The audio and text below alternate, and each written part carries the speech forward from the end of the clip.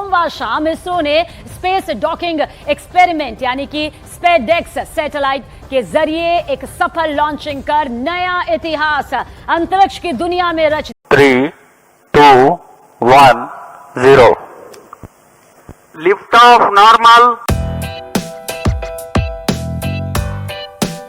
स्वदेशी तरीके से विकसित इस डॉकिंग तकनीक के जरिए इसरो 2 स्पेस क्राफ्ट को आपस में जोड़ेगा। देखें आप MIT के स्कॉलरशिप उठा के देखें, वो सबसे ज्यादा इंडियंस के पास हैं। पाकिस्तानी से भी ज्यादा।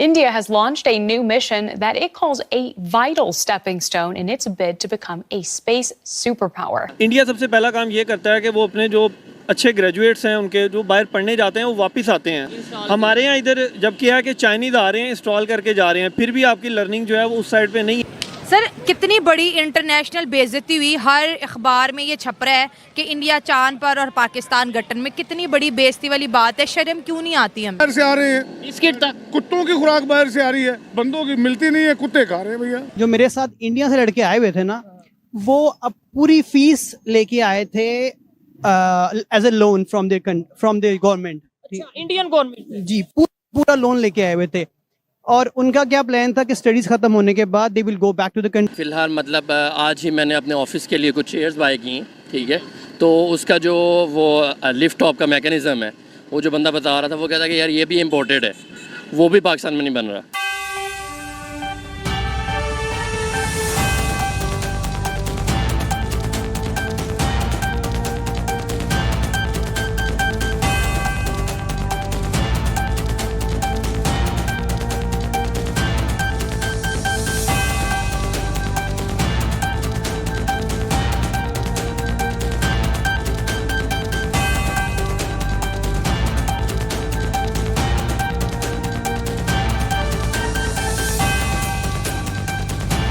आप इंजीनियर पाकिस्तान के करते क्या हैं, मुझे ये बताएं।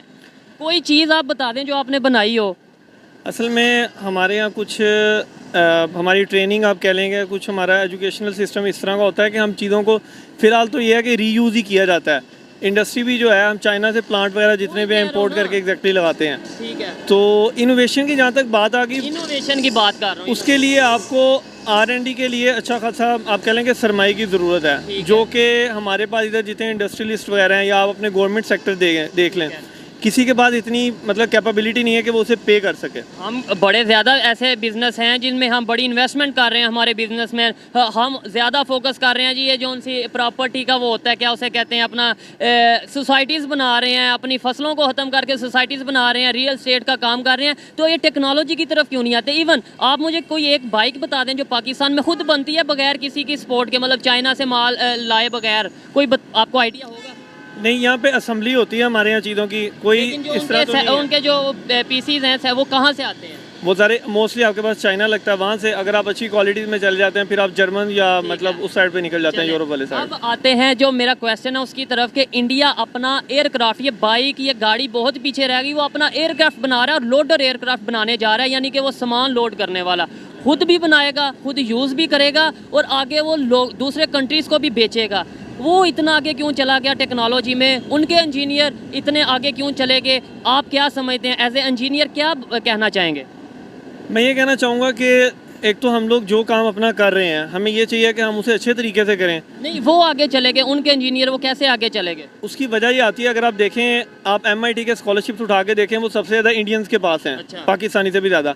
इंडिया सबसे पहला काम ये करता है कि वो अपने जो अच्छे ग्रेजुएट्स हैं उनके जो बाहर पढ़ने जाते हैं वो वापस आते हैं काम करने के लिए, और उन्हें क्या है कि आप उसके पे करते हो। अच्छा, यहाँ पे अगर आप करने के बाद, यहाँ पे तो पहली बात आप देखिए कितने इंजीनियर्स फ्री हैं, बिल्कुल, और उनको जॉब्स ही नहीं मिलती, तो ज़्यादा तो बकायदा मीम्स बनी है कि जो इंजीनियर है इसका मतलब वो फ्री है। और यहाँ पे एफर्ट की जाती है कि हम किसी तरीके के साथ भी, इवन कि हम भी जिस तरह हैं कि बाहर चले जाएं जितना यहाँ पे एक्सपीरियंस वगैरह लेके, तो ये चीज़ें हमें यहाँ पे डेवलप करनी चाहिए कि जो लोग अगर काम के हैं तो आप उनको कम से कम उतना पे करो कि वो हैंडसम इन्वायरमेंट में रह सकें। वो फैसिलिटीज़ जिन फैसिलिटीज़ की वजह से हम बाहर जाते हैं वो फैसिलिटीज़ यहाँ पर प्रोवाइड की जाएं, और यकीन माने अगर आप ऐसा, हमारी गवर्नमेंट ऐसा करेगी, लॉन्ग टर्म बहुत ज़्यादा फ़ायदा होगा। हम बाहर से जो मशीनरी मंगवा रहे हैं, वक्ती तौर पे हमें लगेगा हम स्टूडेंट्स को ये फैसिलिटीज़ नहीं दे सकते, इसलिए इन्हें बाहर जाने दो। बाहर जाके शायद वो पाकिस्तान का स्टूडेंट ही है जो वहाँ पे मशीनरी बना रहा है और आपको महंगे दामों यहाँ पर मिल रही है। एग्जैक्टली। अब आप देखें ना, इंडियन हम देख रहे हैं कि अगर इंडिया इतना आगे गया तो आप जितने भी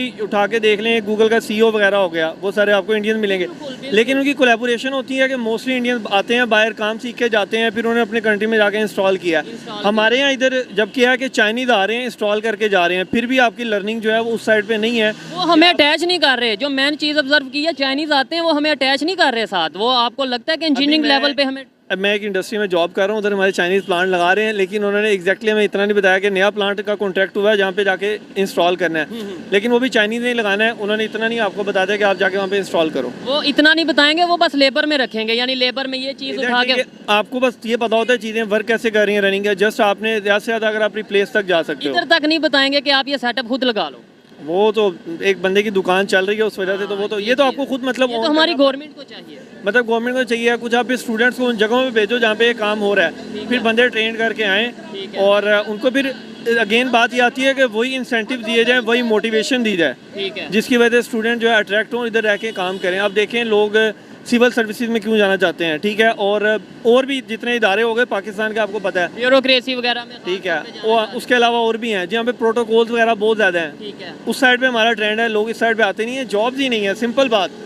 इनोवेशन तो उससे अगला स्टेप है कि जब आपकी ये चीज़ क्लियर, अब आप कुछ बैठ के सोचते हो। जब हमारे माइंड से ये टेंशन निकलेगी कि भाई मेरी डिग्री खत्म होने वाली है, मैंने आगे जॉब कौन सी करनी है, मुझे जॉब मिलेगी या नहीं मिलेगी, जब तक हम इन टेंशनों में रहेंगे हम इनोवेशन का तो सोच नहीं सकते। हम तो ये सोचेंगे 40-50 हज़ार की जॉब किसी तरीके से मिल जाए। हमें इंडिया से सीखना चाहिए या नहीं सीखना चाहिए, खासतौर पर टेक्नोलॉजी में, मतलब कैसे वो ग्रो कर रहा है कि दुनिया इस टाइम उसकी एग्जाम्पल दे। अगर मैं एक हम कंट्री की बात बाद में करते हैं, अगर आप एक बंदे को भी देखें, उसे सीखना चाहिए हर बंदे से ही कि स्वीपर है वो सफाई का ध्यान रखता है, ये वो मैं तो आपको इंडिया से, इवन के बांग्लादेश से वो आपसे सेपरेट हुआ है, उसके बाद यूरोपियन कंट्रीज आ गए, US आ गए, आपको सबसे सीखना चाहिए। सिर्फ इंडिया की मैं इसलिए बात करता हूँ कि एक तो हमारा नेबर है, सेकंड नंबर पे हमारा थोड़ा सा कभी, अब तो कंपैरिजन बनता नहीं क्योंकि वो बहुत आगे जा चुका है, लेकिन समझाने के लिए थोड़ा सा आवाम को शऊर और गैरत थोड़ी सी, मतलब उसे उन्हें दिखाने के लिए कि यार 1947 में उन्होंने भी सफ़र का आगाज़ किया, हमने भी 1940, इसलिए बस मैं थोड़ा सा कहता हूँ कि उनसे सीखना चाहिए या नहीं।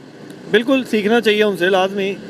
मैं तो ये कहूँगा, देखें आपने 1947 में कहा इंडिया, तो 48 में आपके साथ चाइना हुआ था बाद में, तब भी मतलब सीखना तो हर किस से चाहिए, जो बेहतर कर रहा है उसे जो अच्छा पर्सपेक्टिव है आप वो उठाएं, अपने कंट्रीज में इंप्लीमेंट करें, उस लेवल पे नहीं, एटलीस्ट उसका इनिशिएटिव लिया जाए ताकि बेहतरी से बेहतरी आ सके, मुल्क बेहतरीन की तरफ जा सके। पाकिस्तान का पार्लियामेंट एक दफ़ा फिर जो है इंडिया के नारों से गूंज उठा है। सैयद मुस्तफ़ा कमाल जो कि पाकिस्तानी पार्लियामेंट के MP है, मेंबर ऑफ पार्लियामेंट है, उन्होंने कहा जनाब स्पीकर इंडिया चांद पे पहुंच चुका और हमारा कराची में गटर तक नहीं है, हमारे बच्चे गटरों में गिर गिर के मरे। एक मुल्क चांद पे और दूसरा गटर, तो ये कितनी वियर्ड किस्म की एग्जाम्पल उन्होंने पार्लियामेंट के अंदर दी। साथ साथ उन्होंने कहा मैं यहाँ पर फैक्ट्स के ऊपर बात कर रहा हूँ कि पड़ोसियों ने इतनी तरक्की कर ली कि वो चांद पर पहुँच चुके हैं और हमारे मुल्क के जो है स्पेशली कराची शहर के अंदर गटरों पर ढक्कन तक नहीं है और बच्चे हमारे मर रहे हैं गटरों में डूब डूब के। इसके साथ साथ पानी के मसलों पर भी बात की।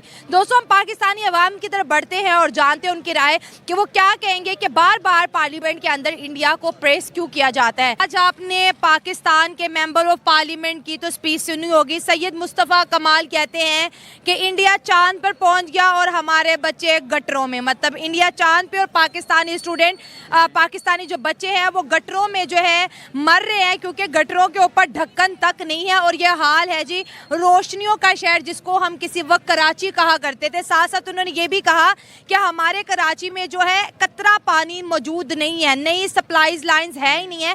और उन्होंने कहा कि मैं इंडिया की तारीफ नहीं कर रहा, मैं यहाँ पर कोई पॉइंट स्कोरिंग की बात नहीं कर रहा, लेकिन एक दफ़ा आप इंडिया को देखिए और फिर पाकिस्तान को देखिए, वो कहाँ खड़े हैं, वो चांद पे और हम गटर पे। एग्जैक्टली उन्होंने ये वाली बात तो बिल्कुल सही किया कि ज़मीन और आसमान का जिस तरह फ़र्क है ना, अब इंडिया और पाकिस्तान में इतना फ़र्क आ गया है। अच्छा। एक टाइम था जब हम इंडिया और पाकिस्तान जो है ना वो साथ साथ चल रहे थे, दोनों मुल्क, चाहे इंडिया के पास अपने वो बहुत ज़्यादा इन्वेस्टमेंट भी उधर आ रही थी, दुनिया जो है ना उनको सपोर्ट भी कर रहा था, लेकिन फिर भी पाकिस्तान जो है ना वो उनके साथ चल रहा था।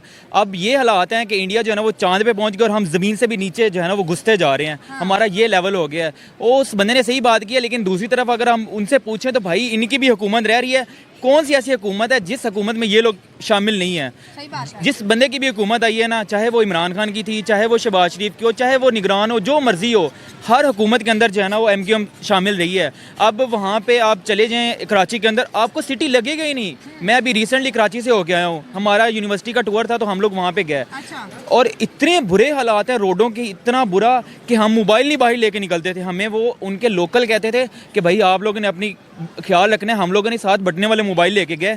अब ये हालात है एक सिटी के, तो कौन आएगा? ये मुझे सबसे पहले ऐसी सिटी जहाँ पे इंसान 10,000 का मोबाइल नहीं रख सकता। एग्जैक्टली 10,000 का मोबाइल नहीं रख सकता। लोग डरते हैं। अब तो जिसके पास मोबाइल नहीं ना मिलता, फॉर एग्जांपल अगर मुझे उन्होंने रोका ना, तो मेरे पास अगर मोबाइल 5,000 गया तो वो मुझे गोली मार देते हैं कि भाई तुम बड़ा मोबाइल क्यों नहीं रखते अपनी जेब में। ये हालात हो गया मुल्क के। वहाँ पे बच्चे जो है ना वो आपको सड़कों पे ऐसे पड़े मिलेंगे लावारिस से, इस तरह के हालात हैं। गटर वहाँ पे ऐसे हैं, पुल्ले अगर वहाँ पे आप जाके देखें ना, मतलब इस तरह कोई, जिस तरह आप चले जाएं कोई खंडरात पुराने जो कहते हैं ना कदीम ज़माने के बने होते हैं, इस तरह कराची मंजर पेश कर रहा है। और भूख से लोग मर रहे हैं वहाँ पे, लोगों के पास इलाज नहीं है, लोगों के पास तलीम नहीं है, लोग क्या करें समझ नहीं आती। ये पूरे मुल्क के हालात हैं, ये सिर्फ कराची के हालात नहीं है। ये सिर्फ और सिर्फ क्रेडिट जो इस मुल्क पे, इस मुल्क को इस नैच पे पहुंचाने का जो क्रेडिट जाता है ना, वो सिर्फ हमारे पॉलिटिशियन को जाता है, जिन्होंने अब एक दूसरी तरफ हमारे मुल्क में स्टेबिलिटी भी नहीं है। पॉलिटिक्स के अंदर एक पॉलिटिशियन दूसरे पॉलिटिशियन की टांगें खींच रहा है, दूसरा तीसरे की खींच रहा है, तो इसी तरह चलता नहीं है। अब अगर इंडिया को हम अगर अपने साथ कंपेयर, एक चले दूसरी तरफ हम सिटीज़ को कंपेयर कर लेते हैं, इंडिया और मुंबई। किसी ज़माने में ना दोनों का कंपैरिजन होता था और ठीक ठाक तगड़े लेवल के ऊपर होता था।